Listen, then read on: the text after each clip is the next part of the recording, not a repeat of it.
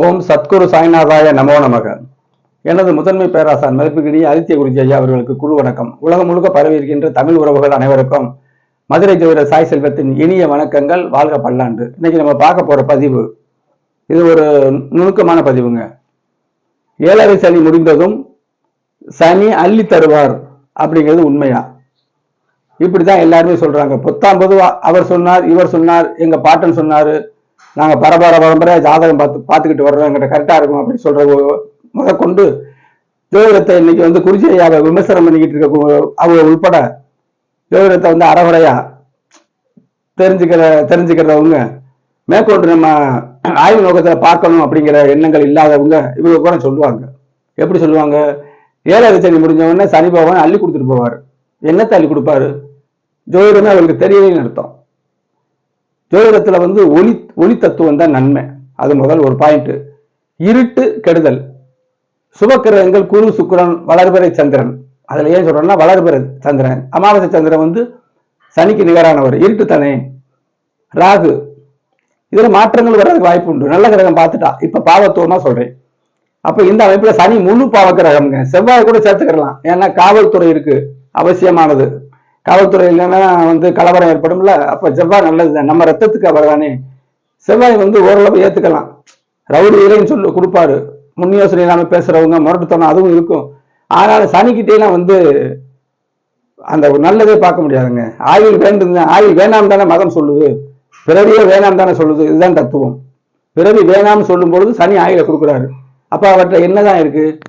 முழு பாவக்கிரகம். சரியா? கடுமையா இருக்கும் பொழுது செவ்வாயும் சனியும் பார்த்துக்கிட்டா ரொம்ப கெடுதல், சொல்லவே வேணாம். அப்படிப்பட்ட அமைப்பு. இப்ப 7வது சனி நடக்குதுங்க. இங்க மகர ராசிக்கு போட்டிருக்கேன் பொதுவா. இங்க சிம்ம ராசிக்கு போட்டிருக்கேன். அது அஷ்டம சனி சிம்மத்துக்கு இப்ப நடக்குது. மகரத்துக்கு 7வது சனி முடிஞ்சிருச்சு. இப்ப நான் சொல்ல வரத பாருங்க. 7வது சனி முடிந்ததும் சனி அள்ளி தருவார். இப்ப மகர ராசிக்காரவங்க இருக்காங்க.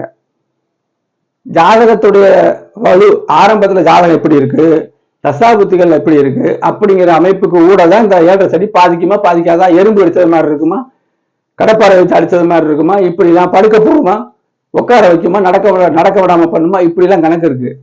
எதன் வழியாக அந்த 7வது சனி பாதிக்கும் அப்படிங்கிற அமைப்புல நம்ம பார்க்கணும்.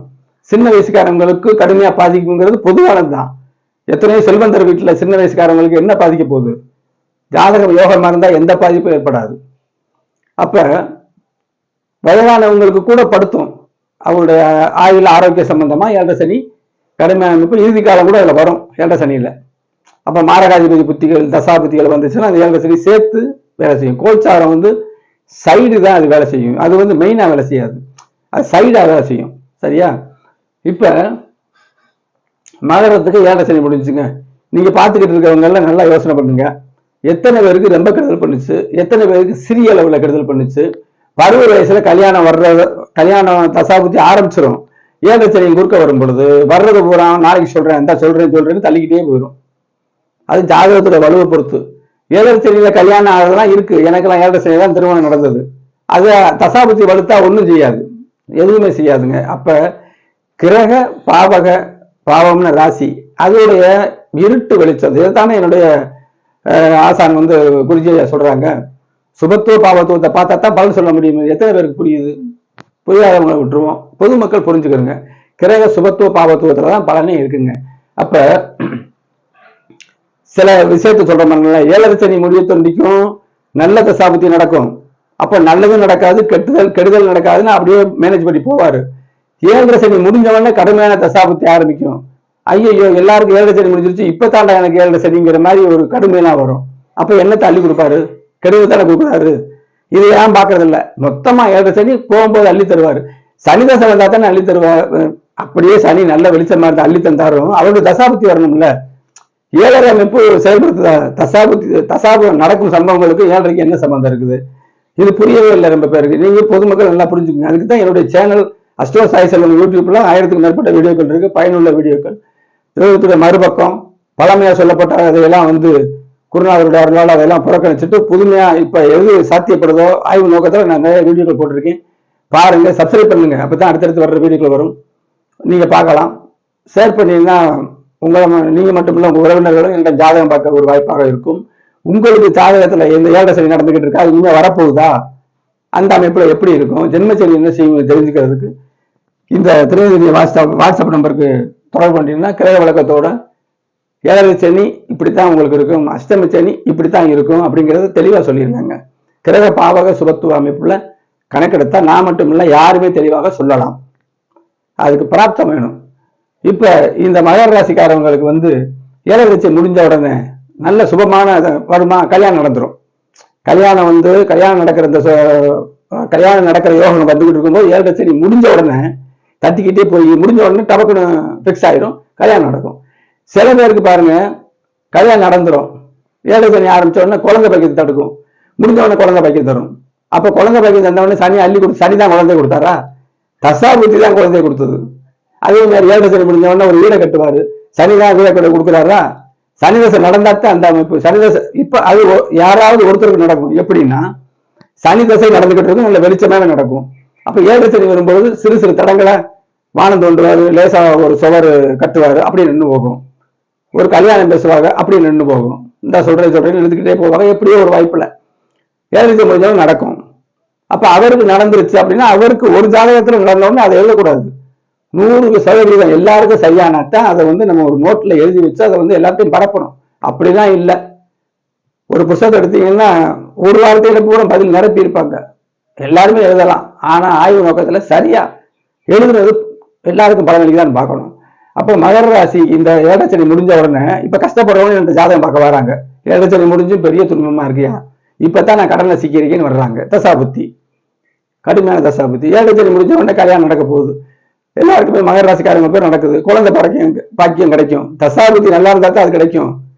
இல்லைன்னா கடுமையான ரொம்ப ஒரு தரித்திரமா இருக்கக்கூடிய ஜாதகம் இருக்கு பாருங்களேன், அந்த ஜாதகத்துல வருஷம் பூரா சொல்லுவாங்க, வருஷம் பூரா எனக்கு ஏழரை மகள் அந்த மாதிரி போகும். அப்ப ஏழரை சனி முடிந்ததும் சனி அள்ளி தருவாருங்கிறதெல்லாம் அதை ஏத்துக்கவே முடியாத வார்த்தைங்க. அப்படிலாம் சொன்னோம்னா ஜோசியமே கிடையாது. அடுத்து சிம்ம ராசிக்கு வாங்க. சிம்ம ராசி இப்ப ஆண் பெண்களுக்கு பொதுவானது வந்து வயசானவர்களுக்கு 2 சுத்து 3 சுத்து போனவங்களுக்கு ஒன்றும் செய்யாதுங்கிறது அது உண்டுதான். ஆனா உறுதி இருக்காது, அதை வந்து உறுதியை சொல்ல முடியாது. வயதான காலத்துல கடுமையான தசாபுத்தி வந்தா அந்த அஷ்டமதியை சேரும்போது நடக்க விடாம பண்ணும், பல தொந்தரவுகளை கொடுக்கும். அதே மாதிரி திருமணத்துகளுக்கும் தடுக்கும்.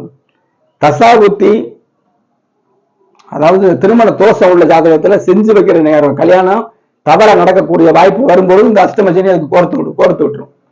அதையும் நம்ம ஜாதகத்துல அறியணும். அப்ப அஷ்டமசனி முடிஞ்ச உடனே இப்ப அஷ்டமசனி வீட்டுல இருக்கிறவங்க வீட்டுல கல்யாணம் நடக்குது, அஷ்டமசனி இருக்கிறவங்களுடைய வீட்டுல கல்யாணம் நடக்குது, அது எப்படி அப்படிதான் யோசிச்சு பார்க்கணும். அப்ப நம்ம தசாபுத்தியால தான் நம்ம பார்க்கணும். சிறு சிறு உடல் தொந்தரவுகளை கொடுக்கும், தீரும், கடுமையான தொந்தரவு கொடுக்கும். இப்படிலாம் வந்து அந்த ஜாதகத்துல அதோட கிரகத்துடைய அம்சத்தை பார்க்கணுங்க. 10 சொல்லி வைக்கிறான் தப்பு. அஷ்டமச்சனியா ஜாதகத்தை நோட்டை முடிட்டு நீ அஷ்டமச்சனி முடிஞ்சோடனே 27 வான்னு சொன்னா ஜாதகத்துக்கு என்ன பலன் சொல்றது? நம்ம பிரிச்சு பார்த்து சனி ஆரம்பத்துல எப்படி இருக்காரு இப்ப இதையும் சொல்லிடுறேன். இந்த ஜாதகத்துல பாருங்க, செவ்வாய் சனி இந்த ஜாதகம் வந்து பௌர்ணமி கிடையாது, அதுக்குதான் சூரியனை போட்டிருக்கு, அமாவாசை அமைப்புல போய்கிட்டு இருக்கு. இப்ப செவ்வாய் சனி நேருக்கு நேரம் பாத்துக்கிறாங்க. அப்ப ஏழரை சனி சும்மாவே படுத்தும். அப்ப தசாபதி அடிப்படையில இது எப்படி நல்லா இருக்கும்? ஏழரை சனி முடிஞ்சு இந்த செவ்வாய் சனி தசை என்ன செய்வாரு? கடுமையத்தனை இருக்கும், அள்ளிலாம் தர மாட்டார், மேற்கொண்டு கவுத்தி விடுவாரு. இதுலையும் பாருங்களேன், இங்கேயும் அமாவாசை அமைப்பு தான் போட்டிருக்கேன். செவ்வாயுடைய 4ஆம் பார்வை, சனியுடைய 10ஆம் பார்வை இருக்கு. இந்த இடத்துலயுமே சனி என்ன தள்ளி தர போறாரு அப்படின்லாம் சொல்லவே கூடாது. ஜாதகத்தை பார்த்து தான் எந்த ஒரு பலனையும் சொல்லணும். உங்களுக்கு ஏழரை சனி அஷ்டமச்சனி காலத்துல என்ன செய்யலாம், எது செய்யக்கூடாது அப்படிங்கிற விவரத்தை ஹைலைட்டா கேட்டு தெரிஞ்சுக்கிறோம்னா இது வாட்ஸ்அப் தொடர்பு கொள்ளுங்க, தெளிவாக விவரங்களை கேட்டுக்கலாம்.